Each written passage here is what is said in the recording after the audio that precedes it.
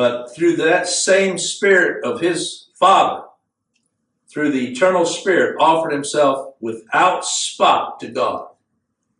He came to take the sin of those people, those sinners that God purposed to save from eternity, but he did not become a sinner in taking their sin. He took their sin, he didn't take their depravity.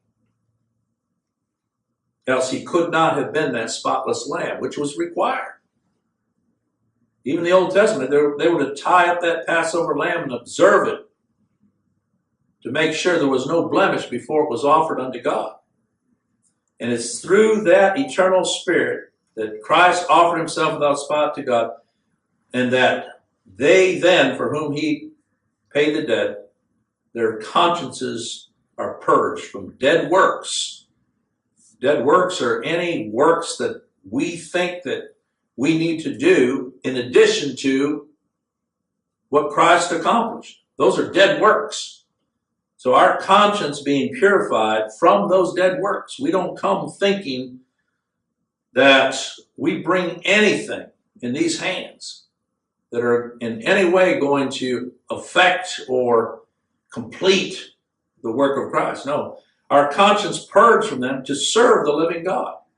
You think about who he is. He's holy, he's just, and yet here we are entering into his presence without a thought of bringing anything of our hands to please him. Why? Because we look to Christ.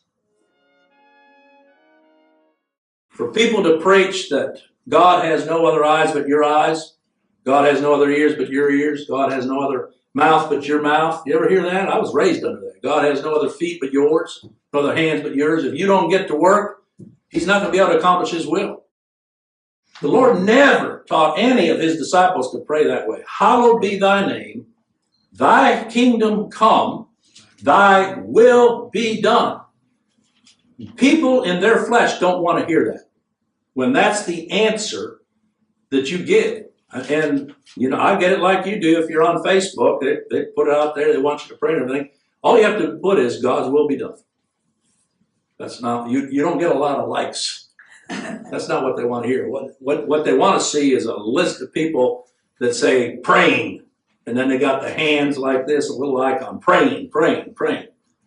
And they feel better about it because now we're starting to get a prayer chain going.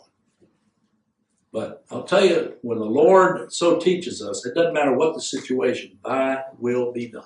Amen. On earth, even as it is in heaven. Because that's the way it's going to be anyway. Mm-hmm. So it's a matter of him bringing us to bow. And so even as this word, inspired by the Spirit of God, the Spirit doesn't speak of himself, but he takes those things and reveals Christ unto us. Even back here in the Old Testament, Solomon is writing this after the Lord turned his heart back to him. I've had people say that to me. Well, how could the Lord use Solomon? Look at his life. Well, look at your own life. Is your pathway any different? The Lord has rescued you and me from a life of idolatry and drawn us to himself. And then now we can testify of his grace and mercy. That's what Solomon's doing here. When he wrote these Proverbs, he's thinking upon that righteous one who should come and pay his sin debt. Every bit as much as Abraham, it says, he saw my day, the Lord said, and he rejoiced. Job, the oldest of the books of the Old Testament, Job, who lived even before Abraham, he said, I know that my Redeemer liveth and shall stand on this earth. He's not talking about a second coming. He's talking about that first coming. He would stand. And that he, Job, would see God in him, in his resurrection, his death and resurrection. So the mouth of the righteous man is a well of life. That's why we're going through the scriptures. You think of the mouth, that's the words. Christ is the word. It became flesh and dwelt among us. And his word is what we hear by his Spirit. And it's a well of life. It's not a well going dry.